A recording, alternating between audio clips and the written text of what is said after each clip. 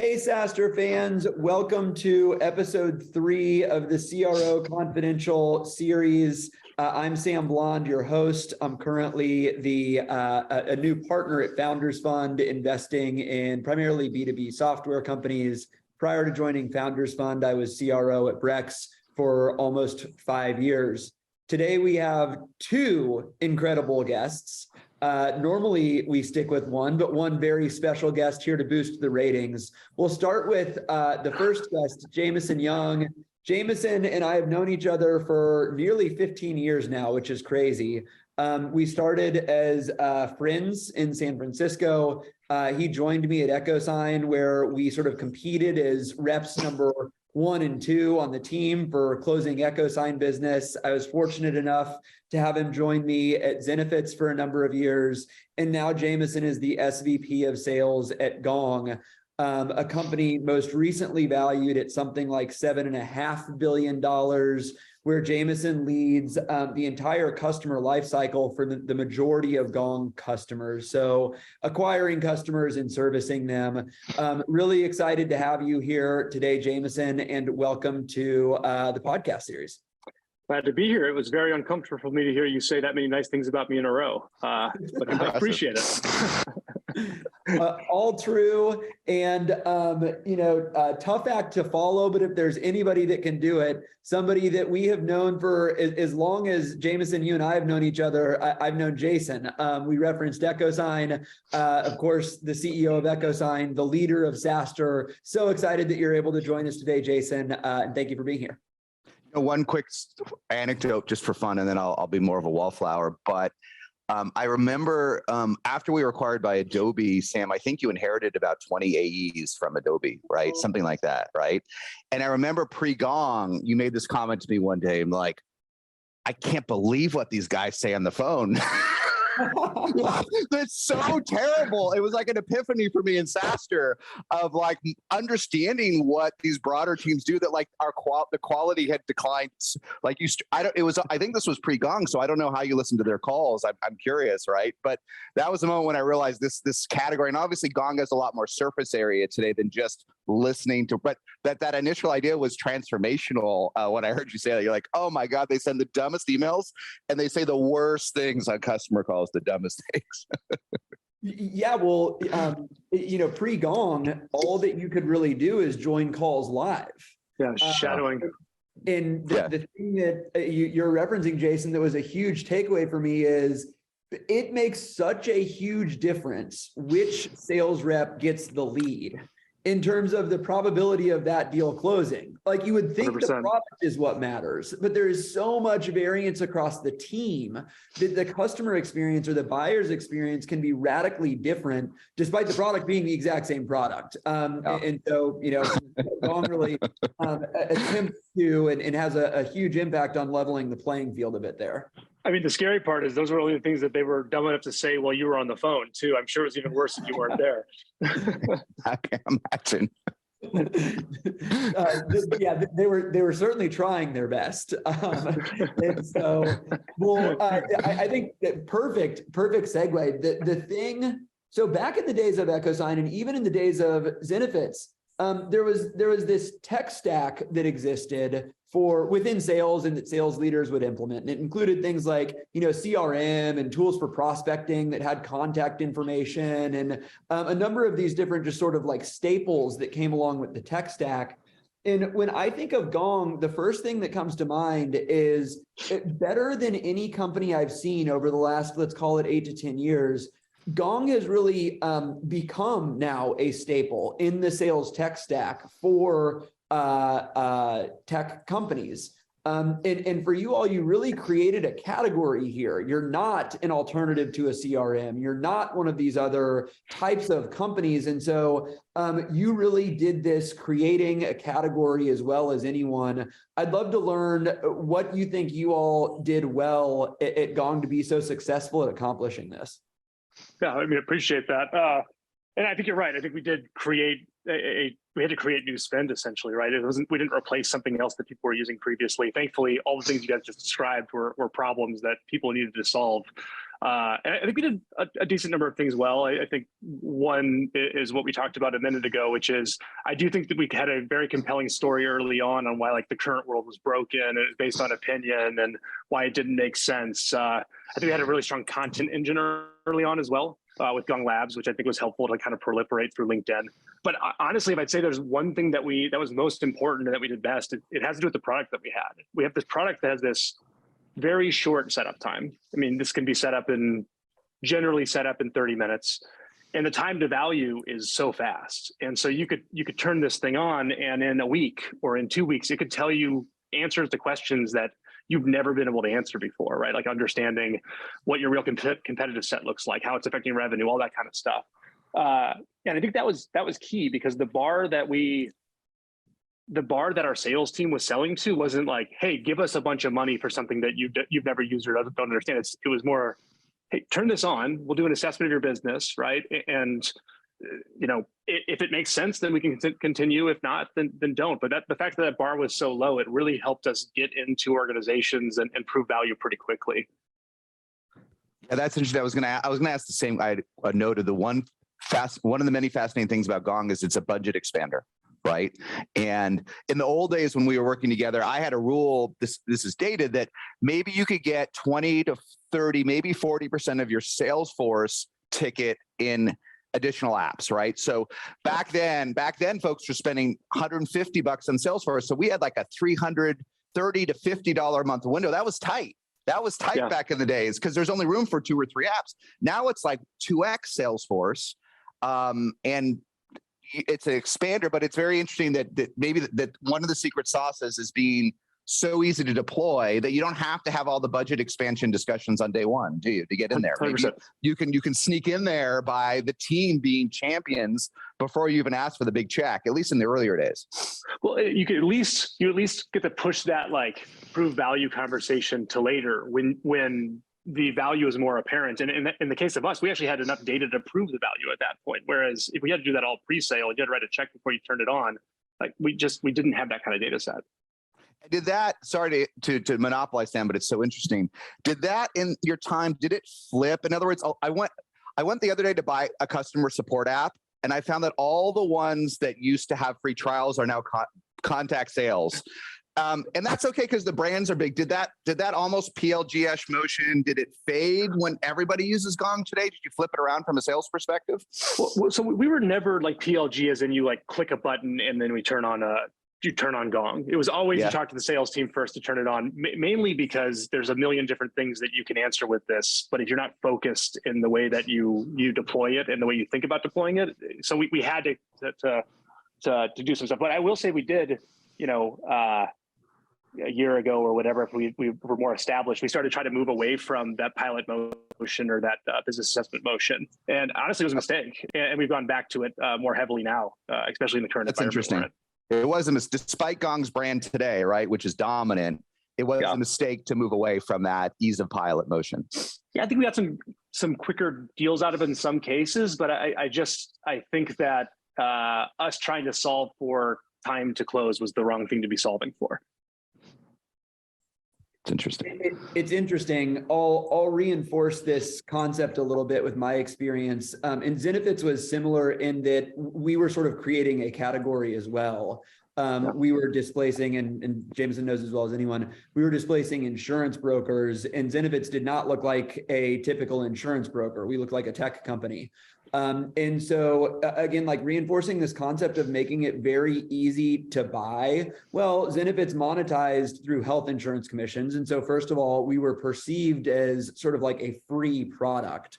But the second thing that made us so successful and part of our value prop, part of our sales pitch was just as easily as you make us your broker and you get to try this incredible software that comes along with doing so, the next day, the next month, 60 days from now, you can go back and sign back over to your prior broker. No questions asked, no cost whatsoever. And so just like removing barriers to being able to use your product when you are in this creating a new category, not a well-established space, I think is the primary takeaway from those two examples now, Gong and Zenefits, at least with this crew. That's just how can you de-risk it, right? Jameson, since we so lucky to have you from the very early, running sales from so early, can I sneak in one question, Sam? Because you're one of the few people, guys like us are some of the few that can be objective. Why did you guys beat Chorus?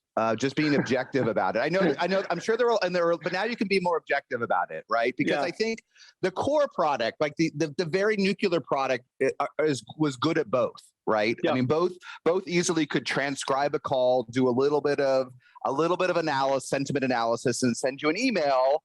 And record your Zoom, right? So maybe being objective, part of it was the differentiation maybe was modest, right? At some level, right? Yeah. I mean, you're right. At the time I wouldn't have said that our products were similar, but at the time I joined, they were pretty similar. Now they're demonstrably different and teams are different sizes, et cetera. But at that initial inflection point, when I joined, in fact, we didn't even really know what our differentiators were yet. It was like, we tried to plug it in and we started trying to figure it out as we went. I think a few things helped us. One is I think the sales team that early on, I came in and I raised quotas and raised comp and hired a sales team that was, probably a level 1 or 2 levels above what I think we originally thought we were going to put in place. And one of the main reasons for that is you're talking to CROs and VPs of sales. Like you can't have a really junior sales rep on the other end of the phone. And so raised quotas, raised OTE. And so I think the sales force that we built early on and the people that joined early to help sell were I think we were outselling them. I also think our marketing engine was different. I joined, one of the things that brought me there was, this whole concept of sales is not all art. There's a science to it. And we're able to start to expose the science that's behind it. And that's what a lot of the content was. And I think that content still on LinkedIn has just this massive impact. So I do think our brand, even from the beginning, carried a little more weight. Just people now got on the phone and thought that we were, like a Forrester or something, and doing content. They didn't realize what we were, but at least they recognized the name a little bit more. So that air cover, the first one was hire more experienced reps, right? Which is something we think about, right? Because there's pros and cons, right? But you leaned all in on folks that could confidently sell to a CRO, not the nervous kid, right? And that played out well for you, right? Well, and it wasn't the field rep that's in a suit and has been selling for 20 years. It's not that version of. I still needed really scrappy people that wanted to come in and figure this thing out. But it also wasn't the you've been selling for a year or two rep. It was in between those two things. Yeah, and the second one's interesting, which is air cover, right? Marketing gave you guys good. You looked even bigger in sales processes than you were, which is what a great marketing and sort of effort can do. Is like, whoa, you're a dominant vendor when you were probably 40 people at the time or something like that. Yeah, people right? always thought we were bigger than we were actually back at the time. And you wouldn't correct them. You'd go, yep, and then keep just don't ask for the financials. Other than that, exactly. We're huge. No more questions. My interpretation of what Jameson just said, and correct me if you think this is reaching or something like that, but in an environment where products are at relative parity, like sort of nuanced differences, go to market can make the difference between winning and losing.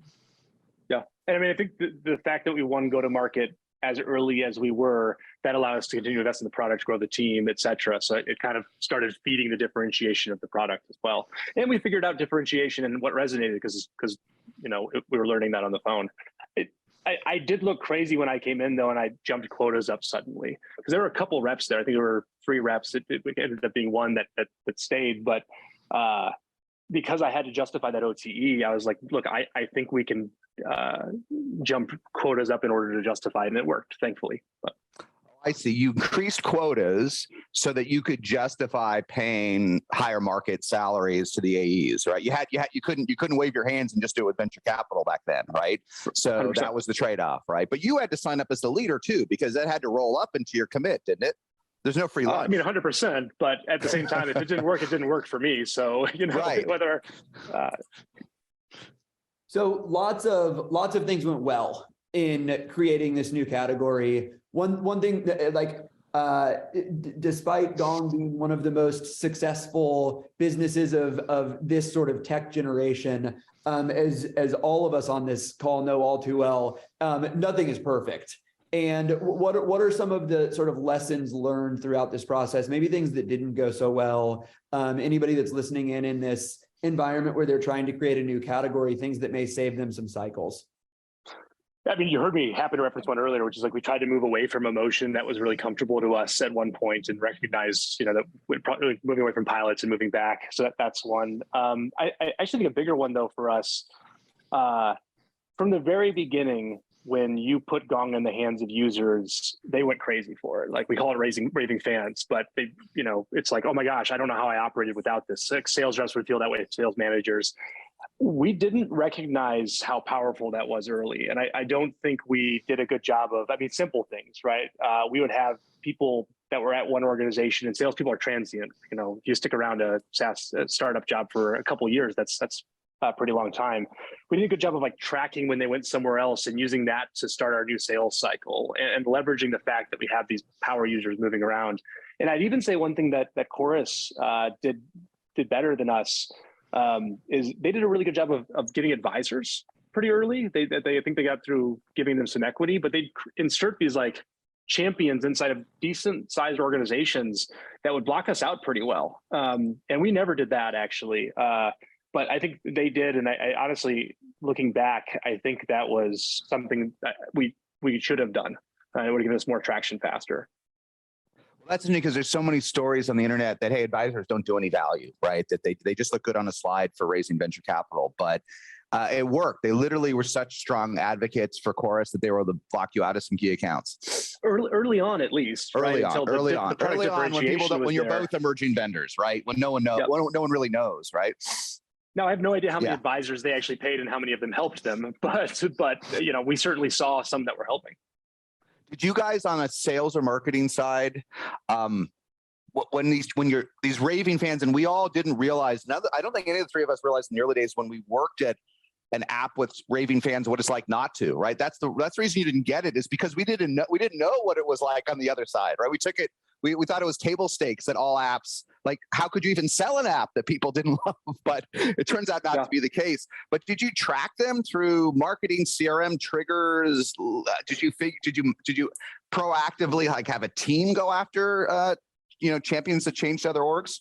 So we started to get to that point. There's a company called User Gems that will actually help you do this. That I'm not affiliated with in any way, but we use to do some of this stuff. But before we were using them, we were just using really good SDRs that were hungry, and we're using LinkedIn to hunt in the right ways, and they'd spot it and start those conversations.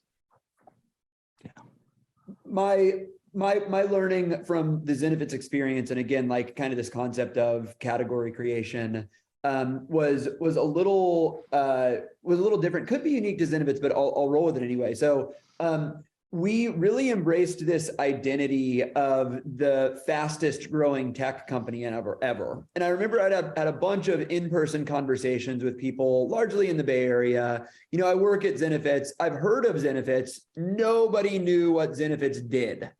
And so embracing this identity around sort of like fast growing tech company, raised a bunch of money, that was a mistake. And I think the right thing to do, or what to try and do, is associate your company with what you do. Had we been known as, the best health insurance broker or the first tech-enabled health insurance broker or something like that, it would have been so much more valuable to us as a business, because while so many people had sort of heard of the brand, no one knew what we did. And we were associated with, raising lots of money and fast growth, but not with a quality of our product or anything like that. And Jameson, I think that Gong has done a really good job here, where like you talked about these raving fans. I know almost no one in the opposite camp. I've never heard anyone sort of talk negatively about their experience with Gong. And the first thing that comes to mind for most people is like, I couldn't live without it. And so I think like, kudos to y'all on something that Zenefits probably could have done a better job of, just in terms of embracing a different identity. Well, I think the other place that showed up too, that identity, I agree with you, Sam, that it also showed up in like what the salespeople that we hired like cared about. Because the minute we started slowing down, you started seeing a team get pretty upset that, I thought they weren't fast growing, that there weren't promotions quickly. And so I think it also showed up in the people we ended up attracting and in turn, when they started being dissatisfied. I think that's a good segue. So one very topical thing for us to consider, it's a tough time for tech right now. Seems like everyone is talking about the economy. Companies are doing layoffs, lots of talk about extending runway. I don't think we will spend much time there or add any color on what to expect in 2023 tech economy. But one of the more conversations that I am having with founders and sales leaders right now is, okay, it's either we've done layoffs or we're in a fortunate position where we don't need to do layoffs. Regardless, quota attainment is dipping across the team. We're missing our company revenue targets in Q4. Morale is starting to turn negative. What should we do? Common conversation I'm hearing a lot. Would love to learn how you've approached this new environment at Gong. Yeah, I mean, I should probably preface it with we're lucky enough to be in the group that has not had to do layoffs at this point. We've got 10 years of runway plus, and so we're in a good financial spot. But it Just 10? Just 10 in the current world, at least. We'll see how that world looks in 6 months, I suppose. But I can certainly relate to the fact that Q4 attainment is going to be lower than it was in Q1 of this year, and participation from reps, the number of people that are going to be over target, is going to be lower than it was in Q1 of this year as well. And I think obviously we were through the same thing not that long ago. In COVID, it was painful, and we expected it to persist longer than it did. Ended up being a faster recovery. But either way, you're not sure what the future holds, and still today we're not. And I think one of the most important things is just not to make some massive radical change. Like, you still want to stabilize the team, but at least in our world, it's a conversation with the team to go, hey, we know things are rough. We don't know how rough they're going to be and for how long, but trust us, right? And we'll make sure people are taken care of in the appropriate ways. And unfortunately, I think we've earned that trust because we did the same thing during COVID, and we had to make some people whole when it made sense. But we are trying not to kind of do anything that's really hard to undo, like changing people's quotas and changing comp plans that are really drastic. The other one I'd say is getting that first part's important in order to do the second part, which is once people are stabilized, it's like getting people to pay attention to the things that they can actually control, right? Like, you might not be able to control the fact that a CFO isn't going to sign right now because the budget's completely locked up, but the inputs that get you there, you can control. And so getting the team focused around those, in some case, maybe spiffing some of those things to put extra focus there, but just getting people to look at the things that they can still have an impact on. And then I'd say the last one is everybody wants to feel like they're winning. Your whole company wants to, and when the wins aren't showing up on the scoreboard, you need to find ways that they are winning and push those and amplify them across the organization. And we did that a lot during COVID. We're doing that a lot now too. It's people are still winning every day. It's just they might not be closing the same number of deals that they were. Let me ask you a follow-up question. I mean, it's interesting you compared Q4 of this calendar year or fiscal, whatever it was, to Q1, right? Yeah. But here's what I'm trying to get my arms around. Q1 was friggin' insane. Like, we've never seen anything like this in our careers. And I keep saying, having done SaaStr, I think times are pretty darn good. It's just the comps are atrocious. If you compare yourself to Q1, this is going to look like the world. But roll back, is this a Gong? Gong is grown so incredibly. Is this really so bad compared to 2019? Right? Is it really so rough? I'm asking you. I don't know the answer. But I feel like people sometimes have perspective because 2021 was insane. Yeah. It was insane, right? I think that's true. And I also think that we don't know how every other company around you is doing right now, right? So like, you might be doing very bad compared to yourself 3 quarters ago. You might be doing really good compared to your peer set, but you don't find that stuff out usually until either from your board or you find it out retroactively. It's like, oh wait, it actually wasn't as bad as we thought it was. And so I think you're right. There's some perspective that's missing. I think you gotta find out how your competitive set is doing. You got to do whether it's your board, whether it's a rogue, whether it's tracking, whatever you can. You got to know how your peer set is doing, because if you don't actually know how you're doing in these environments. If you're growing faster than your competitors and you've got 10 years of runway, everyone should get a Christmas bonus. If you have 10 years of runway, hooray, but you are growing more slowly, like than your competitive set, you can hide. You can say, oh, it's the economy, but actually, you get an F. 100%. You get an F, right? You got to know. I know it's not. We kind of forget about this area of competitive intelligence, but I think we got to get good at it in tougher times. We got to know. Otherwise, we don't actually know we're performing. My personal experience, both thinking about me as a sales rep, and then also as a leader, people on the team, folks have short-term memories. And so, Jason, you asked about sort of like 2019 or sort of like steady state or average performance across long time intervals. We may be more likely there. I think it's just people got so used to the performance and the attainment and the bonuses, the commission checks from the last, what now has really been sort of like Q3 of 2020. I mean, that's when the crazy performance started. Q2 was this like drop, and then Q3, and so we're going on 2 years now of the boom times, or however we want to. Well, we got soft. Let's be honest. We got soft. We got soft, and the folks that are newer have always been soft. I know they think that the woe is me, but they forgot that SaaS is hard. SaaS is hard.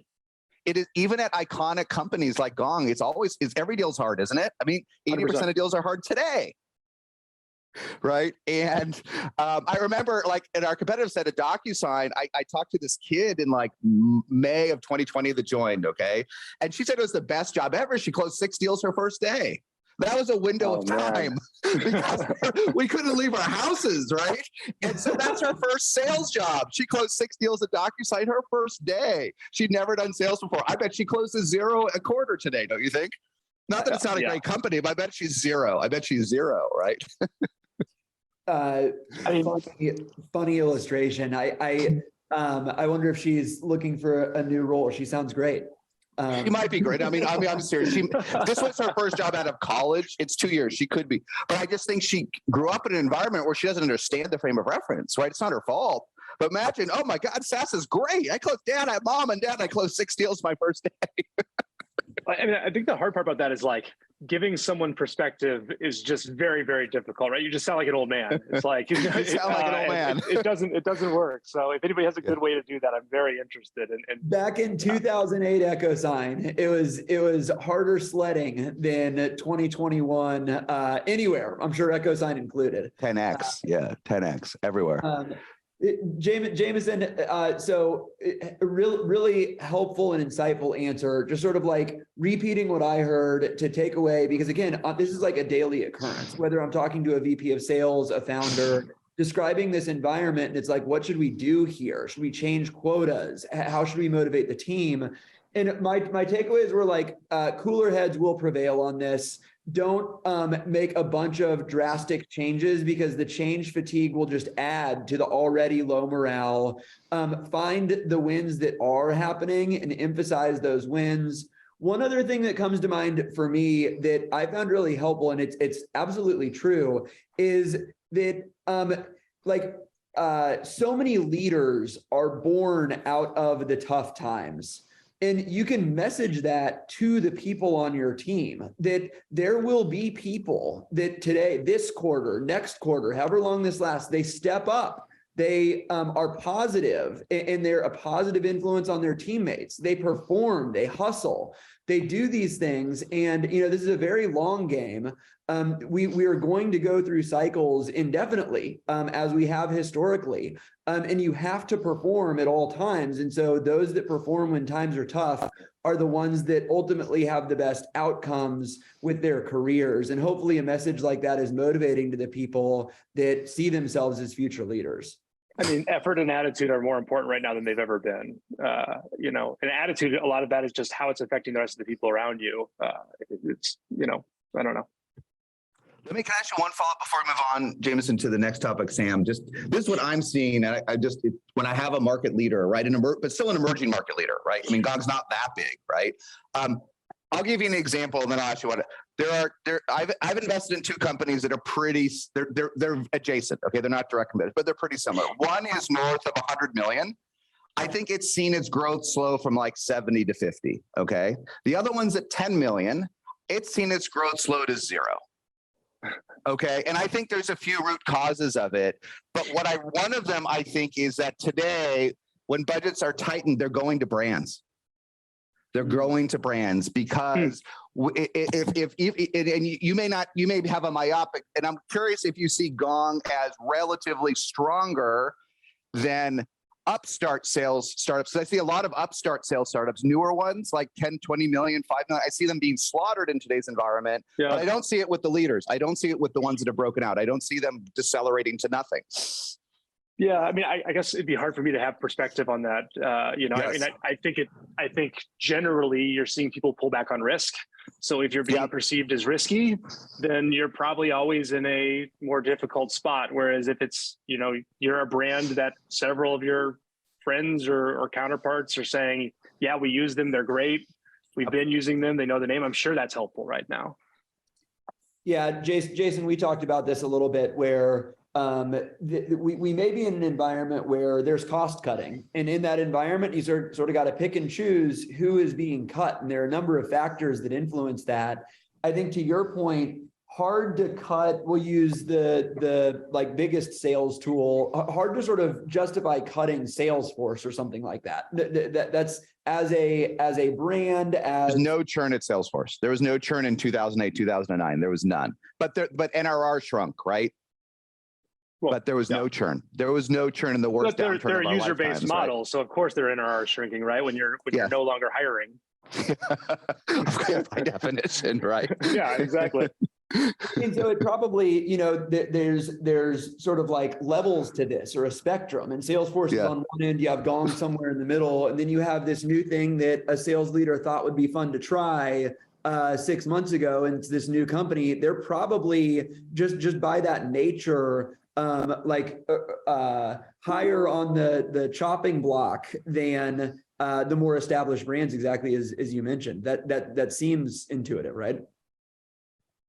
I think so. Jameson, has your renewal playbook changed in the last 6 months? Are there some interesting learnings from like how the messaging's changed for renewals? I mean, certainly. I mean, messaging's changed from, we're going to help you 3x your team and onboard faster to how we're making you more efficient. Thankfully, we do well at both, but the message has to change. I think the other one too is, to what you talked about earlier, is there's just a higher bar for value right now. And so helping your customers recognize the value you're providing that they might not recognize on their own, right? The fact that people love it isn't enough to keep something right now. And so tying it to true impact is something that, we're very, very focused on and able to do, thankfully. But are you doing things? I'm just curious. Like, I would imagine at Gong today, I mean, everyone's under some pressure, right? But I would imagine no CRO or VP of sales wants to lose Gong. There's no benefit to them. The last thing I want to do is I don't want to lose one of my key arrows. Are you talking directly with CFOs or others are those, because those might be radically different conversations, right? Than when they're part of that process, right? Well, and you're right. I think no one wants to lose. It's like you're going through a storm right now and you're about to lose all the radars that are in front of you on the plane, right? And so it's like the last thing people want to get taken away. But to your point, something has to go, and we're not the cheapest thing in the tech stack either. So there's definitely a target that's associated with us. So we're involved in a lot of CFO conversations, and we're also involved in a lot of arming. The way you prove value to finance and the way you prove value to a CRO or VP of sales are different, and so that's part of where the changes come in. I mean, like the efficiency talk track, the efficiency measurements. That's to help the CRO move through the CFO and help the CFO understand. And Jameson, what about like the relationship angle here? Are you encouraging the folks on your team that are supporting your highest revenue generating customers? Are you go visit these people in person, spend more time developing relationship? Any thoughts around that? Yeah, 100%. If you can visit them, absolutely, right? Like making sure you're doing executive business reviews where you're kind of aligning on value becomes super important right now. So all of those things. Guys, I think we are approaching time. This has been a blast. So first, Jameson, thank you for gracing us with your presence. And Jason, thank you for doing the same and helping boost ratings. It's awesome to see both of you. A little bit of a joke, but And it's fun to sort of be in the same virtual room for the first time in a few years, but it's awesome that we're all back together after something like 15 years of close friendship. So great to see you guys, and thanks for. Well, Jameson, if you're in the Bay Area in September, make sure you come to SaaStr Annual and do this again live. You can teach us all how we do it. Sounds good. I'm in. All right, very good. Thanks, guys. Thank y'all. Thanks, everybody.